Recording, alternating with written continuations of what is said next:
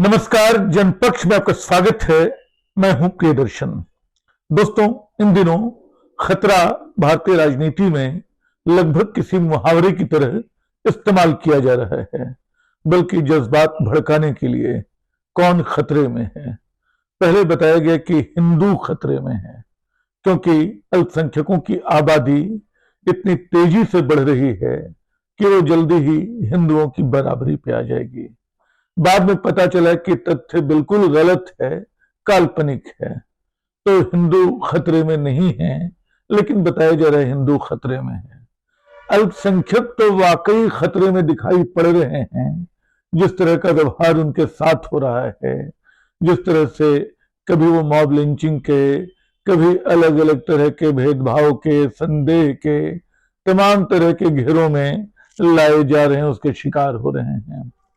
तो लेकिन यह जो हमारा लोकतंत्र भी खतरे में है, हमारे बोलने की आजादी भी खतरे में है। लेकिन अक्सर ये बात हम सब कहते रहे कि जब ये खतरा बढ़ेगा तो आज आप एक समुदाय को खतरे में डालेंगे, कल खुद खतरे में आएंगे, परसों वो सब इसके दायरे में आएंगे जो समझते हैं कि सारा कुछ उनके पास है। जो सबसे नया मजाक है इस सिलसिले का, खतरे के इस मुहावरे का, वो है कि प्रधानमंत्री खतरे में है। ये मुझे ख्याल है कि प्रधानमंत्री नरेंद्र मोदी जब मुख्यमंत्री थे तब से अब तक कई बार ये बताया गया कि उनकी जान को खतरा है और साजिश करने वालों को उनके खिलाफ हमले की, पकड़ा भी गया, मारा भी गया, सब कुछ हुआ। कई लोग एक ऐसे ही लेटर के आरोप में जेल में बंद रहे जिसमें प्रधानमंत्री के खिलाफ साजिश बताई जा रही है। लेकिन जो नया खतरा है वो इसलिए चौंकाने डराने वाला है कि वो सीधे लोकसभा स्पीकर की ओर से आया है। और वो उन्होंने बताया बजट सत्र के जो प्रधानमंत्री को राष्ट्रपति के अभिभाषण पे जवाब देना था, तो वो नहीं आए। क्यों नहीं आए? क्योंकि विपक्षी सांसद हल्ला कर रहे थे। उनका कहना था कि नेता विपक्ष को, जो राहुल गांधी हैं, उनको बोलने का मौका दिया जाए। राहुल गांधी को बोलने का मौका एक तकनीकी आधार पे नहीं दिया गया कि वो एक ऐसी किताब का जिक्र कर रहे हैं जो भारत में प्रकाशित नहीं है। तो इस आधार पे 2 दिन सदन नहीं चला। इस बीच कई मामले ऐसे आ गए जिनमें प्रधानमंत्री के लिए जवाब देना शायद आसान नहीं था। जिनमें एक अमेरिका के साथ डील का मामला था कि ट्रंप ने अपनी ओर से एक तरफा ऐसे ऐलान कैसे कर दिए जिन पे भारत जिनको स्वीकार नहीं कर सकता है। दूसरा, एप्स्टीन फाइल का जिक्र आ गया। तो ऐसे मामले आते जा रहे थे और प्रधानमंत्री लोकसभा में इस अंदेशे में नहीं आए कि उनके भाषण को रोका जाएगा या उनसे जवाब मांगे जाएंगे। मगर लोकसभा स्पीकर ने जो कहा, यह सच है कि प्रधानमंत्री के घेराव की, उनके खिलाफ नारे लगाने की थोड़ी सी रणनीति रही होगी विपक्ष की।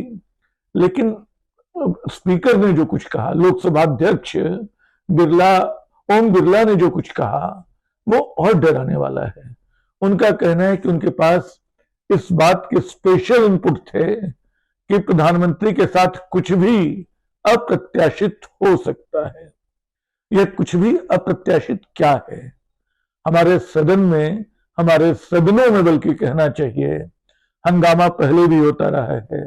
सांसदों को वेल में आने के बाद बाहर किया जाता रहा है, निलंबित किया जाता रहा है, कागज उछाले गए हैं, ये सब हो चुका है।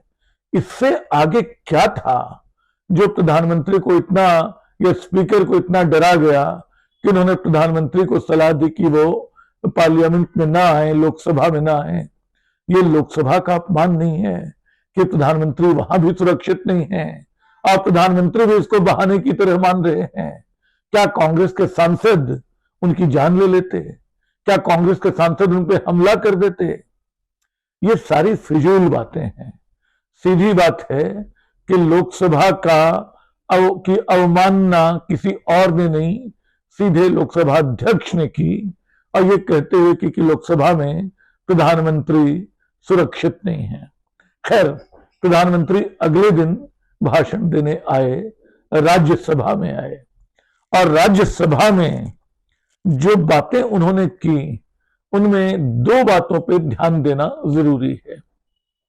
एक बात तो ये कि अपने भाषण में बार बार वो जिक्र करते रहे एक नारे का जो जेएनयू के कैंपस में लगा था कि कब्र खुदेगी मोदी की कब्र खुदेगी, ये इंशाल्लाह इंशाल्लाह ऐसा कुछ नारा था, कब्र खुदेगी मोदी की।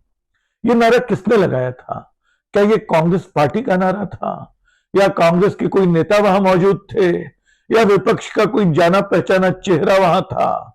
क्या जेएनयू के भी बहुत बड़ी तादाद में लोग उपस्थित थे? जेएनयू के कुछ लड़कों ने नारा लगाया था, कुछ छात्रों ने नारा लगाया था, लेकिन प्रधानमंत्री को नारा इतना बड़ा लगा कि जिस सदन में, जिस संसद में मनोज नरवणे लोक थल सेनाध्यक्ष की किताब पे चर्चा नहीं हो सकती है, उस सदन में उन्होंने जेएनयू के मुट्ठी भर छात्रों के एक नारे की बार बार चर्चा की और उसको इस तरह पेश किया जैसे वो नारा कांग्रेस का नारा हो। एक बार नहीं, दो बार नहीं, कम से कम आधा दर्जन बार उन्होंने कब्र खुदेगी मोदी की नारे का उल्लेख किया। क्यों किया? क्या छात्रों का नारा इतना बड़ा था? छात्रों के एक गुट को इतना महत्व देने की जरूरत थी? प्रधानमंत्री कई बार बहुत जरूरी बयानों पे जवाब नहीं देते हैं, बहुत सारे जरूरी सवालों पे जवाब नहीं देते हैं, लेकिन क्या दिखाई पड़ता है? बहुत तुच्छी हरकतों पे वो जवाब देने चले आते हैं।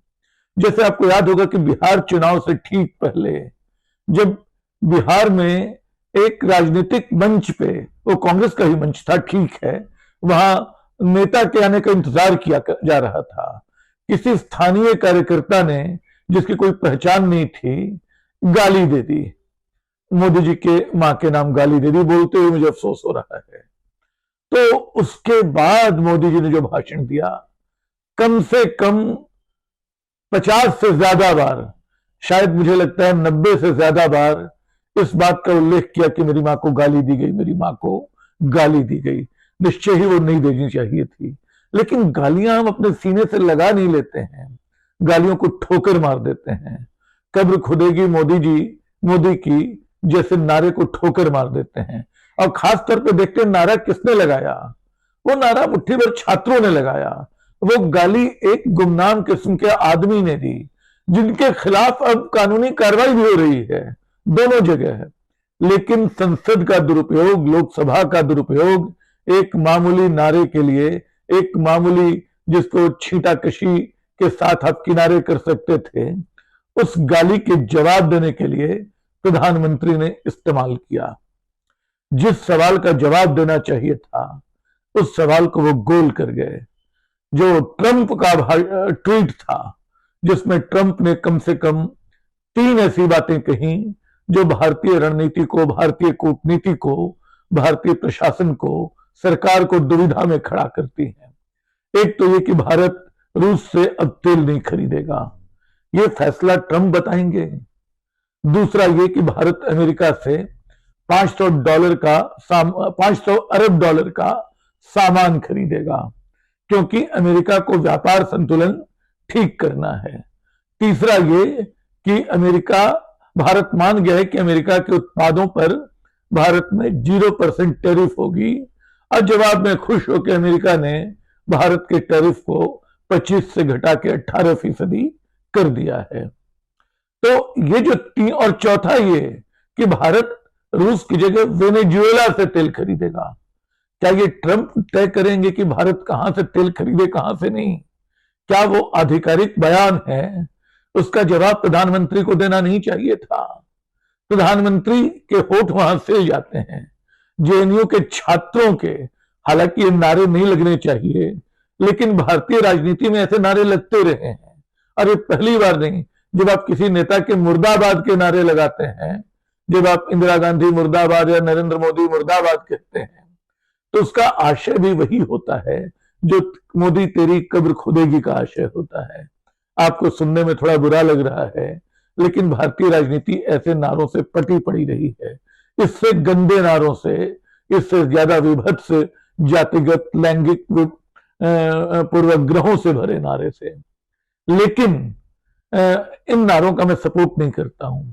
लेकिन क्या प्रधानमंत्री को लोकसभा में आकर ऐसे नारों को अपनी राजनीति का उपकरण बनाना चाहिए था? और जिन सवालों के जवाब जरूरी थे उनका जवाब तक उन्होंने नहीं दिया।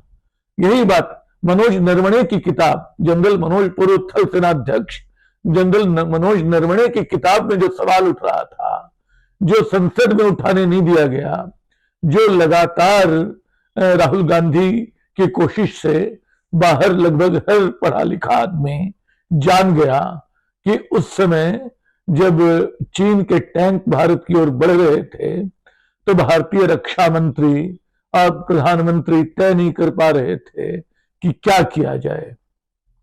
और ये बात कहने से राहुल गांधी को रोक दिया गया। जो जरूरी सवाल थे उनके जवाब नहीं दिए गए, जो बेमानी बातें थी उन पे संसद का वक्त खर्च किया गया, बर्बाद किया गया। प्रधानमंत्री ने काम किया, स्पीकर ने यह काम किया, और इसी तरह हम देख सकते हैं कई और मसलों पे राहुल गांधी को बोलने क्यों नहीं दिया गया?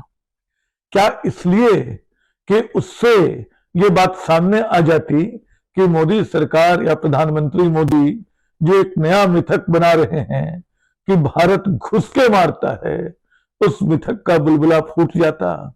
घुस के मारना बड़ा फिल्मी किस्म का संवाद है। पाकिस्तान के खिलाफ जो कार्रवाई हुई ऑपरेशन सिंदूर के तहत, वो ठीक थी, लेकिन वैसी कार्रवाइयां पहले भी होती रही हैं।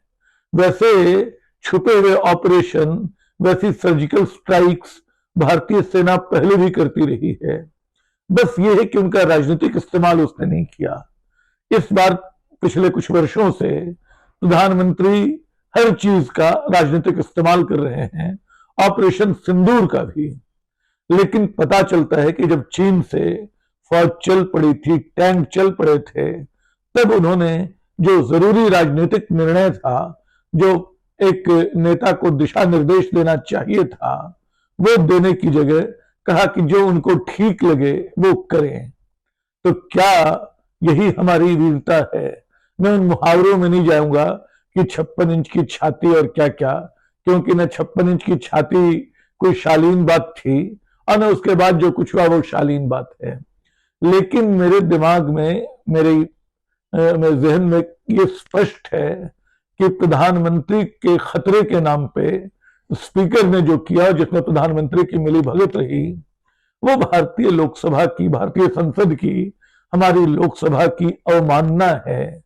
प्रधानमंत्री ने जवाब नहीं दिया, लेकिन उस जवाब के लिए जो बहाना बनाया, क्या हमारी संसद भी प्रधानमंत्री के लिए सुरक्षित नहीं है? क्या विपक्ष के सांसद भी ऐसे खतरनाक हैं कि उनसे प्रधानमंत्री को बचाने की जरूरत है?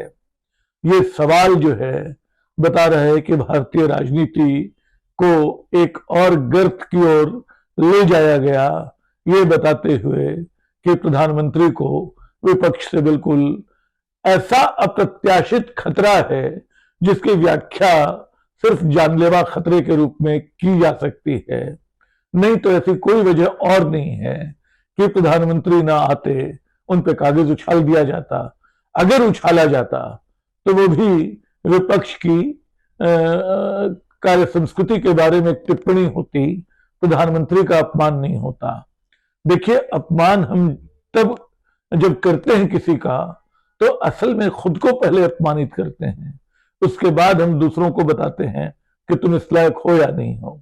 खैर, तो दोस्तों, अपनी संसद में प्रधानमंत्री के इस व्यवहार को लेकर इसकी निंदा करने के अलावा हम और क्या कर सकते हैं? फिलहाल शुक्रिया।